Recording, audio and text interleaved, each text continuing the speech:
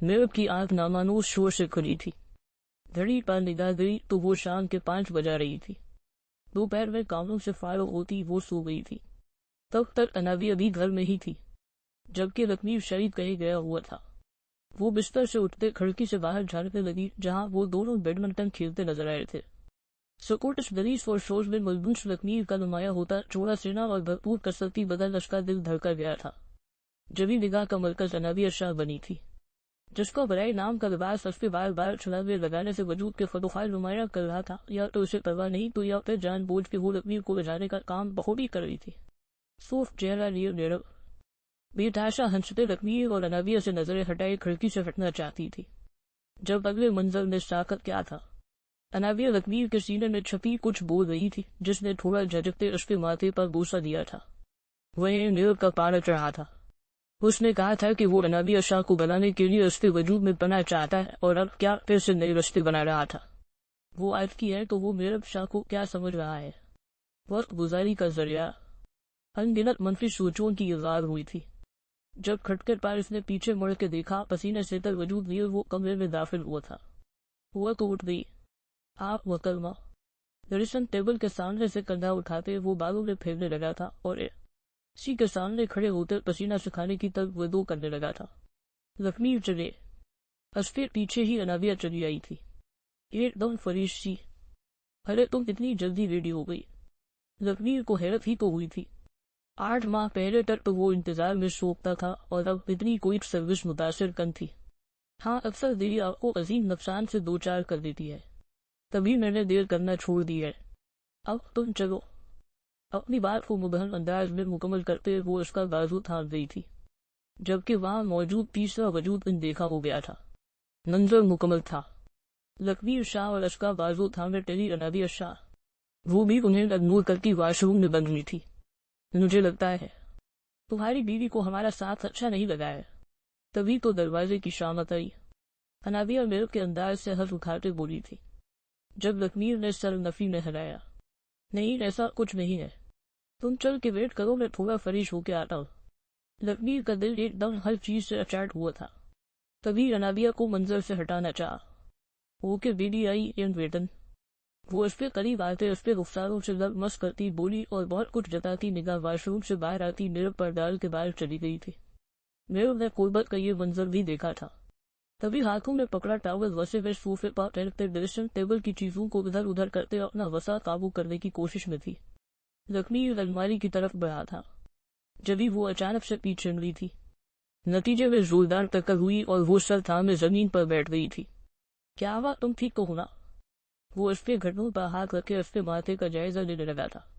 آپ کی بلا سے میں مروں جیون، آپ کو فرق نہیں پڑنا چاہیے۔ بہت جلد وہ خود پر قابو پاتے کھڑی ہوئی تھی، جبکہ آواز رندھی ہوئی تھی۔ لکھمیر نے باہر نکلتی میرب کو کڑائی سے تھامے اپنے قریب کیا۔ کیا ہوا ہے؟ کیوں موڈ آف ہے؟ وہ سمجھ نہیں پا رہا تھا۔ اس کا روڈ بیہیور، ہم دونوں میں پہلے کون سا یارانہ چل رہا تھا جو آپ کو میرے موڈ آف آن کی فکر ہو رہی ہے؟ وہ غصے سے چلائی تھی۔ لکھمیر اس پہ شدید ریفشن حیران ہوا تھا۔ ذرا سے ٹکرانے پر اتنا وہ ریٹر، پر دوسرے ہی پل شوفی غالب آئی۔ ہمارے درمیان یارانہ سے بھی زیادہ کا کچھ چل رہا ہے تو اپنے ساتھی کی فکر لازم ہے۔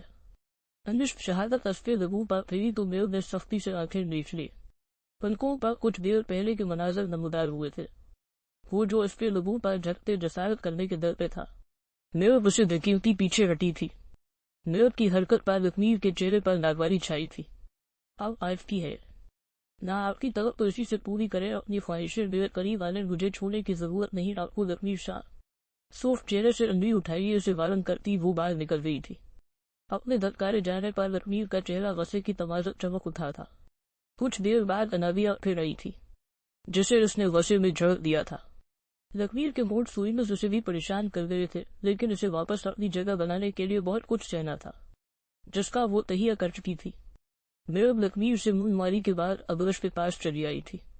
شاید لکھمیر کی سوتیلی نہ ہونے کے باوجود کبھی اس سے سوتیلوں والا برتاؤ نہیں رکھتی تھی، جبکہ لکھمیر کے حوالے سے تو وہ بھی انہیں بہت پیاری ہو چکی تھی۔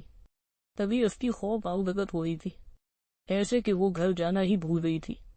کسی کو بھی اس پہ یہاں رہنے پر اعتراض نہیں تھا، جو اداسی کا بہانہ کرتے ابرش کے ساتھ رہنا چاہتی تھی۔ لکھنیر اکثر ہی شہر رہ جاتا تھا، تبھی کسی نے اس بات کو زیادہ نوٹس بھی نہیں کیا تھا۔ ادھر وہ تمام رات جیسے اندھاروں پر گھٹتے رہنے کے بعد پہلی بار اپنی اہمیت سے آگاہ ہوا تھا کہ وہ لڑکی چند ہی دنوں میں اسے اپنا عادی کر چکی تھی۔ رات جیسے تیسے گزری، صبح وہ ناشتے پر بھی موجود نہیں تھی۔ جب لکھنیر کا ماتھا ٹھنکا اور رسپے کمرے میں چلا آیا، مناظم سے پتا چلا کہ وہ یہاں بھی نہیں تھی۔ ایک پریشانی کی لپیٹ میں آتے اس نے ابرش کو کال ملائی تو اپنے اندازے کی درستگی کا پتہ چلا تھا۔ بھائی وہ کہہ رہی تھی کہ کافی اداس ہو گئی تھی۔ آپ کب آئے شہر سے؟ ابرش کی باتوں سے اندازہ ہوا کہ وہ محترمہ کن ہمدردیوں کے بل بوتے پر وہاں ہے۔ نہیں، میں شہر ہی ہوں، اور اسے بتا دینا کہ ابھی میرا نابیہ کے ساتھ مزید کچھ دن شہر میں رہنے کا ارادہ ہے۔ اب اگر اس نے ابتدا کری نہیں تھی، وہ بھی اسے تپانا چاہتا تھا۔ ابرش کی باتیں سنتے اس کا دل مزید بوجھل ہوا تھا اور وہ جھوٹے سچے بہانے کرتے واپس حویلی آ گئی تھی۔ ابرش نے اسے میل کے واپس حویلی جانے سے آگاہ کیا تو لکھنیر کے لبوں پر مسکراہٹ کھڑی تھی۔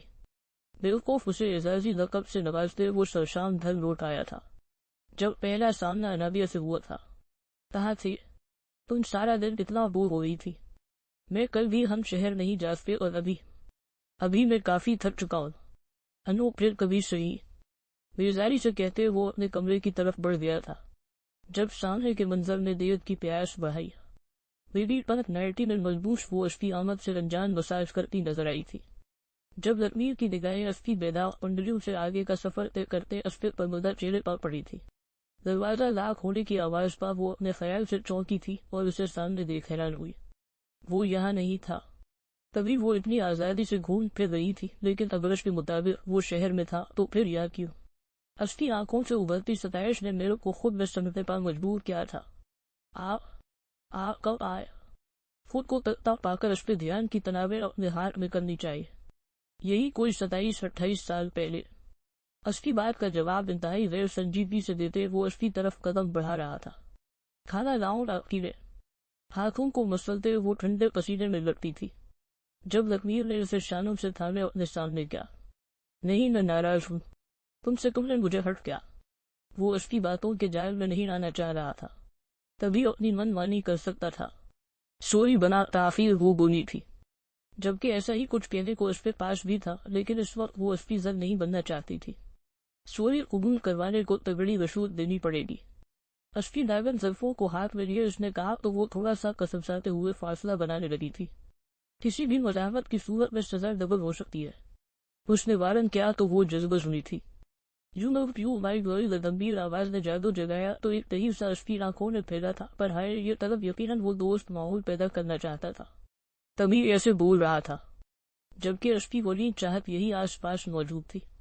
ریشمی زلف تمہاری لگی مخمل کی طرح اور یہ جسم ہے خوشبو بھرا سندل کی طرح، آپ سے دوری اب برداشت نہیں ہوتی ہے، جی نہیں آتا ہے۔